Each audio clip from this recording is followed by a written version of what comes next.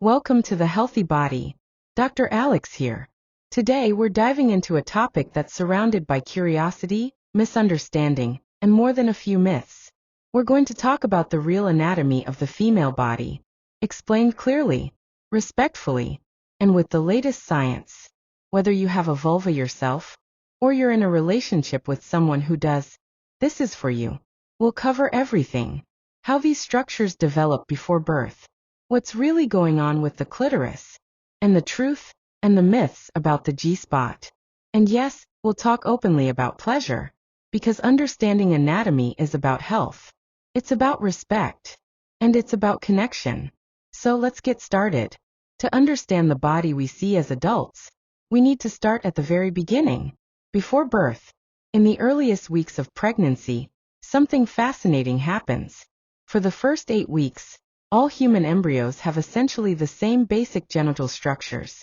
There's no visible penis or vulva yet, just a small structure called the genital tubercle, and an area known as the urogenital sinus. Around the 10th week of development, chromosomes and hormones start to guide the transformation. If the embryo has XX chromosomes, those tissues begin forming what will become female external genitalia. If XY, they'll develop into male anatomy. Here's the really interesting part. Many male and female structures are homologous. That means they come from the exact same starting tissues. The genital tubercle becomes the head of the penis in males, and the head of the clitoris in females. The clitoral hood develops from the same tissue that forms the foreskin. The labia majora, the outer lips, come from the same embryonic structure that forms the scrotum in males. This shared origin explains a lot about sensitivity, blood flow, and arousal.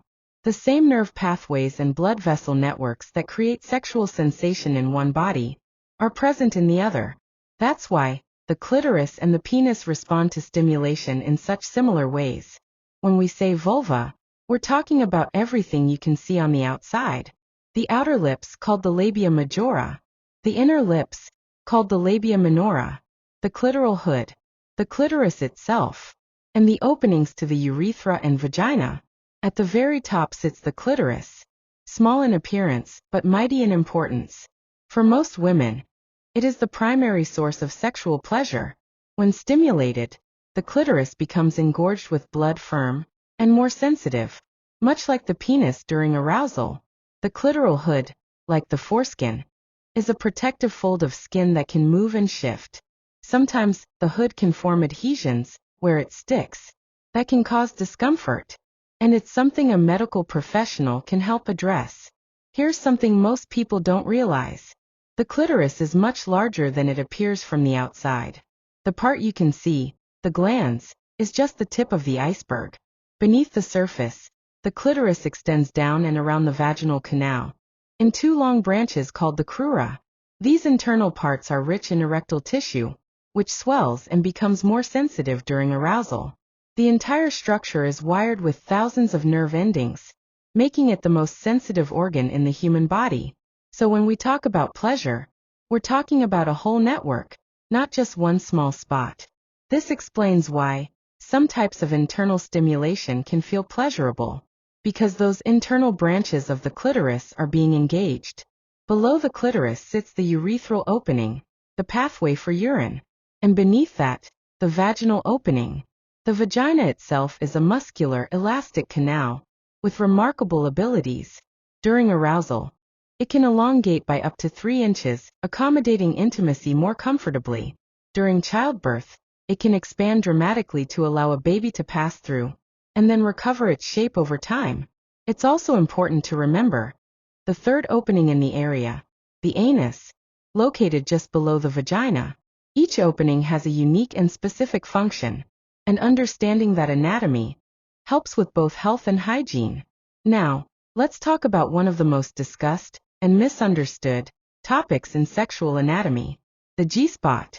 First described in the 1940s by Dr. Ernst Grafenberg, it was said to be a small, sensitive area on the front wall of the vagina, 1 to 2 inches in. Some people describe it as a slightly ridged or spongy area that responds to pressure or a come-hither motion. But here's what research shows. There is no single distinct anatomical button called the G-spot. Instead, that sensitive zone overlaps with two structures, the internal branches of the clitoris and the Skene's glands, which are homologous to the male prostate. For some women, stimulation here can produce intense pleasure and even female ejaculation. For others, it's less responsive. The key takeaway? It's not a universal magic button. Most women require clitoral involvement, either directly or indirectly through pressure, to reach orgasm. And that is completely normal, healthy, and supported by decades of science.